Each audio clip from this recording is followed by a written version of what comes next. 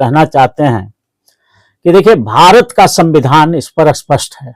भारत के संविधान का आर्टिकल 21 कहता है हो जाती है, क्योंकि बाबा साहब भीमराव अंबेडकर ने भारत के संविधान के मौलिक अधिकार में आर्टिकल 21 में ऐसा व्यवस्था कर दिया है आर्टिकल 21 के तहत कि भारत सरकार और केंद्र सरकार दोनों मिल करके पीड़ित के परिवार को भारी मुआवजा का भी चिन्ह था। तो जब ऐसी स्थिति हुई तो पोस्टमार्टम रिपोर्ट भी हुआ है जी। और पोस्टमार्टम रिपोर्ट में ये ओपिनियन कंफ्यूज कर रही है कि कहीं आत्महत्या तो नहीं कर ली है, तो उसके लिए पेट का जो है, मान लीजिए जहर खाई होगी कुछ भी, तो पेट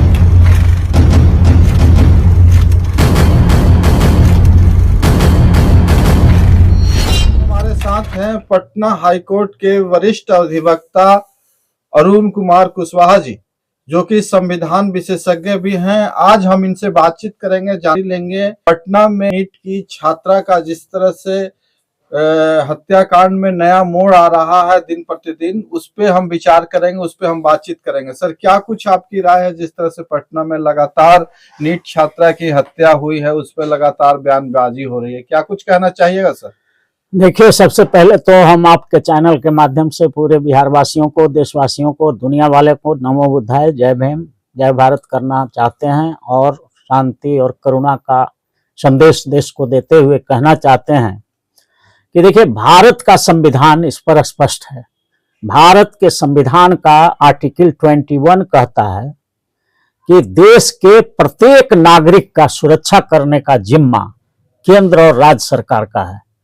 इसीलिए आप देखते होंगे कि कहीं भी कोई घटना होती है, हत्या होती है, तो ये जिम्मेवारी राज्य सरकार और केंद्र सरकार की हो जाती है, क्योंकि बाबा साहब भीमराव अंबेडकर ने भारत के संविधान के मौलिक अधिकार में आर्टिकल 21 में ऐसा व्यवस्था कर दिया है कि कोई भी आदमी को अगर हत्या होगा, किसी तरह से मरेगा, अगर हत्या होगी उसकी, तो पूरी जिम्मेवारी इसकी केंद्र सरकार और राज्य सरकार दोनों की होती है। तो ऐसी परिस्थिति में ये जो नीट की जो छात्रा की हत्या हुई है पटना में, और आज भी सुनते हैं एक आत्महत्या नीट की कोई छात्रा ने कर ली है, तो सबसे पहले तो मैं ये मांग करना चाहूंगा आर्टिकल 21 के तहत कि भारत सरकार और केंद्र सरकार दोनों मिल करके पीड़ित के परिवार को भारी मुआवजा दे। कम से कम वो डॉक्टर बनने वाली थी, उसका सपना था, तो उसे हम लोग मांग करते हैं कि कम से कम जो है 50 लाख रुपया का मुआवजा उसको मिलना चाहिए, तत्काल मिलना चाहिए उसके परिजन को। दूसरी बात है कि इसका जो इन्वेस्टिगेशन हो रहा है, तो स्पेशल इन्वेस्टिगेशन टीम बनाया गया, SIT जांच कर रही है, और यह भी सामने आ रहा है कि IG पटना के जितेंद्र राणा साहब हैं, वो खुद मॉनिटरिंग कर रहे हैं, लेकिन इसके बावजूद भी परिजनों का शिकायत है। महिला जो लड़की मरी है, उसके परिजन का शिकायत है कि उनके लड़की के शरीर पर खरोच था, नोच खसोट का भी चिन्ह था। तो जब ऐसी स्थिति हुई तो पोस्टमार्टम रिपोर्ट भी हुआ है जी। और पोस्टमार्टम रिपोर्ट में ये ओपिनियन कंफ्यूजिंग दिया गया है, ओपिनियन दिया है कि रेप से भी इनकार नहीं किया जा सकता है, बलात्कार होने से भी इनकार नहीं किया जा सकता है। यहीं से विवाद शुरू हो गया। जब मेडिकल टेस्ट हुआ, पोस्टमार्टम हुआ, तो पोस्टमार्टम में तो स्पष्ट हो जाना चाहिए कि रेप हुआ है कि नहीं हुआ है। यहीं से इन्वेस्टिगेशन जो है संदेह के घेरे में आ जा रहा है। इसीलिए पूरे बिहार में बवाल मचा हुआ है कि आखिर पोस्टमार्टम रिपोर्ट में ये क्यों नहीं क्लियर किया गया कि रेप हुआ है कि नहीं हुआ। ये तो कर सकता था वहां पर। अब इसको एक एंगल में मोड़, पुलिस जो है एक दूसरे एंगल में मोड़ देने का कोशिश कर रही है कि कहीं आत्महत्या तो नहीं कर ली है, तो उसके लिए पेट का जो है, मान लीजिए जहर खाई होगी कुछ भी, तो पेट में एक विसरा होता है जिसका टेस्ट होता है, उससे पता चल जाता है कि पॉइजन ली थी कि क्या ली थी। तो वो भेसरा रिपोर्ट भी जांच के लिए गया है, उसका रिपोर्ट अभी तक नहीं आया है। तो जब तक भेसरा रिपोर्ट नहीं आता है तब तक तो स्पष्ट होगा नहीं कि जहर खा के मरी है कि उसके रेप करके किसी ने मार दिया है।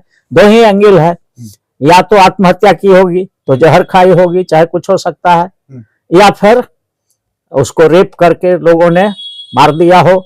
यही दो एंगल से जांच चल रही है। तो जांच जहां तक चल रही है, अगर परिजनों को लगता है उनके मृतका के परिजनों को अगर ऐसा एहसास हो रहा है कि बिहार की पुलिस जांच नहीं सही कर पा रही है, तो राज्य सरकार को कोई दिक्कत नहीं होना चाहिए, ये सीबीआई को हैंड ओवर कर दे इस मामला को। सीरियस मामला है। और आज भी एक लड़की जो है आत्महत्या की है, नीट का ऐसा घटनाएं हो रही है। तो ऐसी स्थिति में अगर सीबीआई को ये सौंप दिया जाए, परिजन अगर चाहते हैं तो इसमें कोई दिक्कत नहीं है। सरकार को भी अपना फेयरनेस दिखलाना चाहिए, बिहार सरकार को, तो सीबीआई से इन्वेस्टिगेशन करा दे। या अगर परिजन मांग करते हैं कि कोई जुडिशियल ऑफिसर से, जुडिशियल मजिस्ट्रेट के निगरानी में या किसी भी जुडिशियल ऑफिसर के निगरानी में इसका इन्वेस्टिगेशन हो, तो वो भी राज्य सरकार को अलाउ कर देना चाहिए। कोई बड़ी भारी बात नहीं है, क्योंकि देखिए राज्य सरकार की और केंद्र सरकार की जिम्मेदारी थी उसकी सुरक्षा की।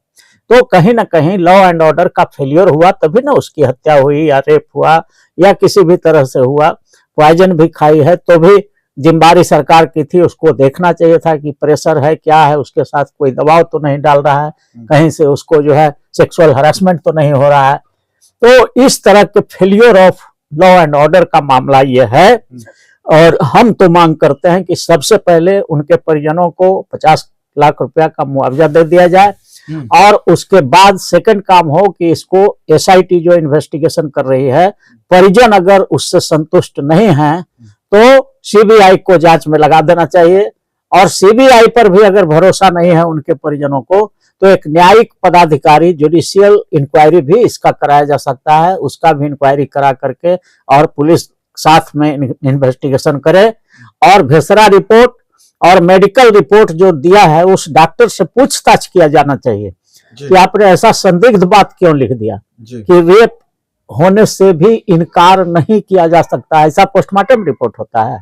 पोस्टमार्टम रिपोर्ट में क्लियर होता है कि हाँ, उसके जो प्राइवेट पार्ट है उसमें रेप का साइन पाया गया, उसका सीमेन प्रोटोजोआ ये सब पाया गया, या कपड़ा जो गंदा है उसमें उसका टेस्ट होगा फॉरेंसिक, उसको पाया गया।